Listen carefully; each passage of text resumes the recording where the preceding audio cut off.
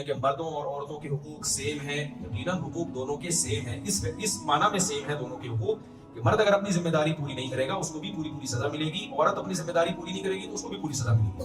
مرد کو مرد ہونے کی بیس پہ اللہ بخشیں گے نہیں کہ کیونکہ تو آدمی تھا لہذا تو نے اگر حقوق میں ڈنڈی مار دی تو چونکہ تو آدمی ہے میں تجھے چھوڑ دوں گا، لیکن دونوں کے حقوق کی نیچر میں بہت فرق ہے۔ تو اسلام کے علاوہ جو سیکولر اور لبرل طاقتیں ہیں وہ کہتے ہیں بھائی میاں اور بیوی دونوں کیا ہیں؟ سیف ہیں۔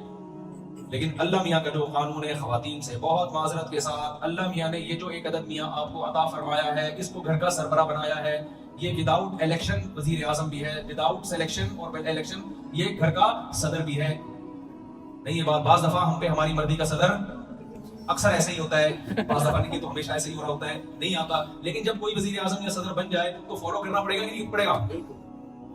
اب لا بنا دیا بھائی لال بتی پہ رکنا ہے، آپ نے گرین پہ چلنا ہے اور اسپیڈ لمٹ اتنی ہے، آپ کو میں صدر کو نہیں مانتا، یہ میری مرضی کا نہیں ہے، بھائی تو مانے نہ مانے جب ایک دفعہ سربراہ ہے تو آپ کو لا کو فالو کرنا پڑے گا۔ تو گھر ایک چھوٹی سی ریاست ہے جس میں اللہ تعالیٰ نے میرے اور آپ جیسے بے وقوفوں کو کیا بنا دیا ہے؟ صدر بنا دیا ہے۔ اب ہماری عورتوں پر لازم ہے کہ وہ ہماری گھر کے اندر بولو اطاعت کریں، عزت بھی دیں، اطاعت بھی کریں، معذرت کے ساتھ، اس بہانے شاید کچھ عزت ہو جائے بھائی۔ تو عورت پر دو حقوق ہیں، نمبر ایک سپیریئر گھر میں مرد ہے، عورت بولو نہیں۔ نمبر دو جو امیر ہوتا ہے نا اس کو رسپیکٹ دینی پڑتی ہے، عورت کو شوہر کو کیا دینی پڑے گی؟ بولو عزت دینی پڑے گی۔ آج کل یہ عزت گھروں سے نکل رہی ہے۔ شوہر کی کیا ذمہ داری ہے؟ ٹوٹلی تمام نان نفقہ اللہ نے مرد کے کندھوں پہ ڈالا ہے، الرجال قوامون علی النساء فرمایا سربراہ مرد ہے، لیکن دوسری اس کے بدلے میں اللہ نے مرد پہ ذمہ داریاں بھی زیادہ ڈال دی۔ بھائی ہم نے تمہیں سربراہ بنایا اور تمہاری بیوی کو حکم دیا تمہیں عزت دے، تو تم نے کیا کرنا ہے؟ اس کو لونڈی اور غلام نہیں سمجھنا۔ ایک تو سارا نان نفقہ تمہارے کندھوں پر ہے، دوسری بات یہ کہ آپ جب گھر کے سربراہ ہو تو سربراہ کا مطلب یہ نہیں ہے کہ اب آپ چنگیز خان بن جاؤ گھر میں، میں آج بیان سن کے ہیں مفتی صاحب کا بیگم سربراہ کون ہے؟ میں ہوں۔ اب آپ گھر میں ایسے داخل ہو جیسے ہلاکو خان بغداد پہ حملہ کر رہے ہیں۔ ہمارے نبی نے ہمیں جہاں یہ بتایا کہ مرد سربراہ ہوتا ہے تو پھر آپ نے اس سربراہی کو لے کے چلنا کیسے ہے وہ بھی بتایا۔ 9 ازواج تھیں ایٹ اے ٹائم نبی صلی اللہ علیہ وسلم کی، کیسے ان کے ساتھ سلوک کیا۔ میں اکثر ایک حدیث ہر جگہ بیان کرتا ہوں، وہ میں اس لیے ایک بیان کرتا ہوں کہ بہت ساری حدیثیں بیان کریں گے ٹائم لگے گا، ایک پکڑ لو تو اس بات بہت تمیز سے سمجھ میں آ جاتی ہے۔ امی عائشہ رضی اللہ تعالیٰ عنہ فرماتی ہیں میں جس جگہ سے برتن میں منہ لگا کے پانی پیا کرتی تھی، جب نبی میرا بچا ہوا پانی پیتے تو برتن کو گھما کے اسی جگہ اپنے ہونٹ مبارک رکھتے جہاں سے میں نے پانی پیا۔ یہ ہے محبت کا اظہار۔ غلاموں، لونڈیوں اور باندیوں سے انسان ان کو ایسی عزت بولو ایسی محبت نہیں دیتا۔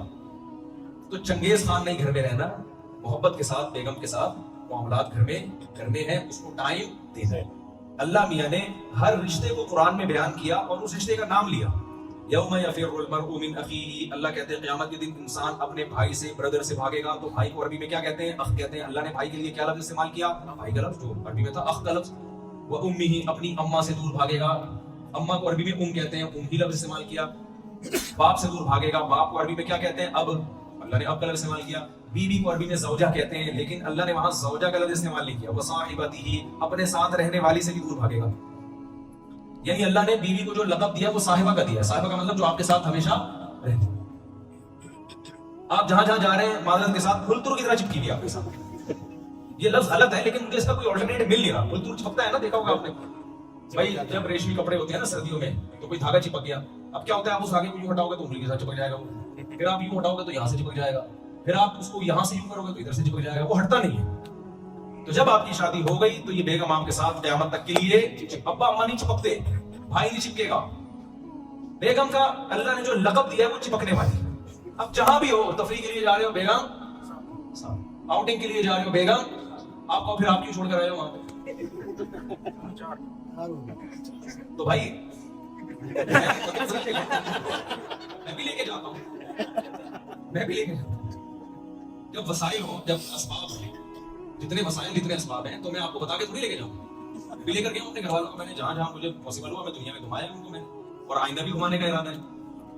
لیکن کچھ لوگوں کو ہم نے دیکھا ہے کہ وہ جب بیوی پردہ کرتی ہے، ہوم میکر ہے، وہ ہاؤس وائف ہے، تو اس کے ہاؤس وائف ہونے کا ناجائز فائدہ اٹھاتے، اس کو گھر کی چار دیواری میں بند کر کے تالا لگا کے ایلفی ڈالی اس میں، پوری دنیا میں گھوم رہے ہیں اور اس کو کوئی خیال نہیں ہے۔ تو یہ خاندانی ہونے کی علامت نہیں، خاندانی ہونے کی علامت بولو نہیں۔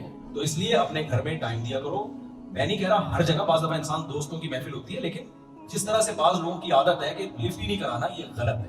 تو اس کو آپ ٹائم دو، کیونکہ اللہ نے اس کو صاحبہ کہا ہے، آپ کے ساتھ رہنے والی، کیونکہ جب ہو گئی تو اب زندگی بھر یہ آپ کے ساتھ رہے گی. بچے بڑے ہو کر ادھر ادھر چلے جائیں گے شادیاں کر کے، ابا اما سے آپ بعض دفعہ دور ہو جاتے ہو، بھائی کمانے آئے ہوئے، ابا اما کو کمانے پیسے بھیج رہے ہو، مہینے مہینے فون کرتے ہو، ہر ہفتے فون کرتے ہو، خیر، لیکن بیگم آپ کے ساتھ کیا ہو گئی اب؟